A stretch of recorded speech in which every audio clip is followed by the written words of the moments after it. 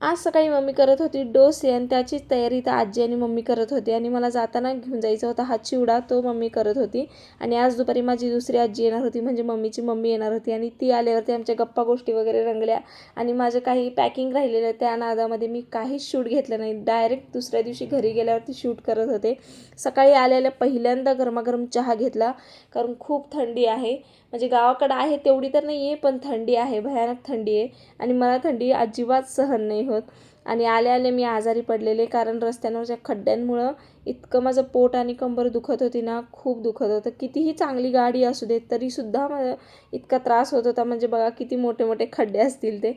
आणि त्याच्यासोबतच थोडा थोडा तापसुद्धा आलेला, म्हणूनच काही करू वाटत नव्हतं. पण घरामध्ये इतकी धूळ आलेली ना, ते बघूसुद्धा वाटत नव्हतं. म्हणून म्हटलं चला आता झोपण्यापेक्षा हे सगळं साफ करून घेऊ.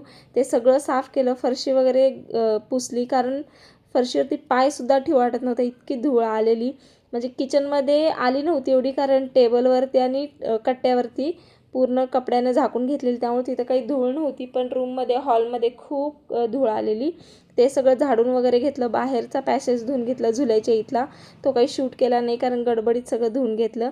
संध्याकाळच्या टायमिंगला मला बाहेर जायचं होतं, एका ठिकाणी बांगड्या भरायचा कार्यक्रम होता, तिथेच जायचं होतं. आणि सकाळी सगळे कामं करून इतकी दमलेली ना मी, खरंच काहीच म्हणजे कुठं जायचं मन होत नव्हतं. पण शेजारीच होतं म्हणून म्हटलं चला पटकन जाऊन यावं, आणि साडीसुद्धा नेसली. जाऊन आलो तिथं, आणि तिथं डेकोरेशन पण इतकं छान केलेलं ना, खूप सुंदर केलेलं. आणि असा होता माझा आजचा व्हिडिओ. कसा वाटला कमेंटमध्ये नक्की सांगा.